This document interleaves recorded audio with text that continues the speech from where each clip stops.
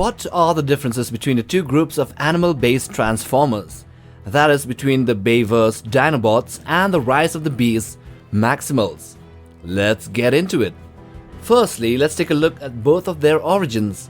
The Maximals were originally stated to be direct descendants of the Autobots that were stranded on Earth since the prehistoric times after the Great War in Cybertron. The exact origins of the Maximals has never been fully explained, nor has the timeline of their emergence as a faction been told to us. But it has been said that they have been a distinct group of Transformers for thousands or maybe even a few million years. They might as well be the first of the Transformers to land on Earth in the rebooted timeline. The Dinobots, on the other hand, are a group who can transform into dinosaurs or at least robots that resemble them. While they carry the Autobot insignia, to say that they are a swarm of animalistic brutes is an understatement. They were held as prizes or trophies on board Lockdown's ship until the Autobots dismantled that piece of the ship to rescue Optimus Prime, thereby freeing them as well. Before assuming authority over them, Optimus had to face their commander, Grimlock. These Dinobots are presumably millions of years old and are primal, able to transform into the extinct dinosaurs of the Cretaceous period. So what are the Maximals that are to be seen in the new movie Rise of the Beasts? Well, first among equals is Optimus Primal, who is their leader and the heart of the group, able to change from a robot into a giant gorilla. Then we have the fast and nimble Cheetor, who takes the form of a cheetah.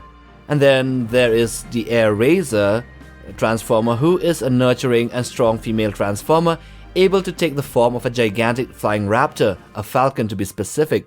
And lastly, there is Rhinox, who is both the brains and the brute strength of the group, and as his name suggests, he takes the form of a gigantic rhinoceros. In their robot modes, they are intelligent and calm individuals with their own unique robot forms. Now, what are the Dinobots that are seen in the live-action Bayverse movies? Again, as first amongst equals, we have their leader and the most powerful of the group, which is Grimlock, an animalistic semi-sentient beast of a robot that takes the form of a Tyrannosaurus Rex. Then next we have Scorn, who is also a giant, even bigger than Grimlock. He transforms into a Spinosaurus. Then as the Air Force of their group, we have Strafe, who takes the form of a gigantic pterodactyl or pteranodon, with two heads instead of just one. And lastly, we have Slug, who just like Rhinox is the brute force of the group and takes the form of a Triceratops, the dinosaur equivalent of a rhinoceros.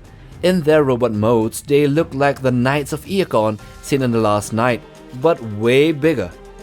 Now going to the most important part of the video, their size differences and comparison.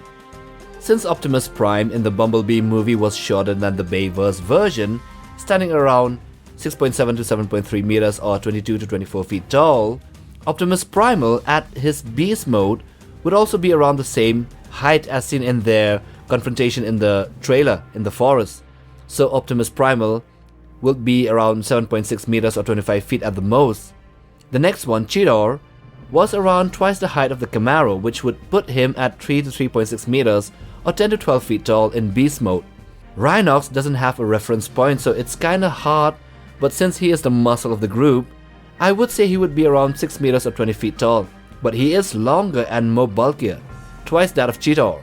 Air Razor seems to have a big wingspan, at an estimate that we estimate around 18 to 21 meters or 60 to 70 feet wide.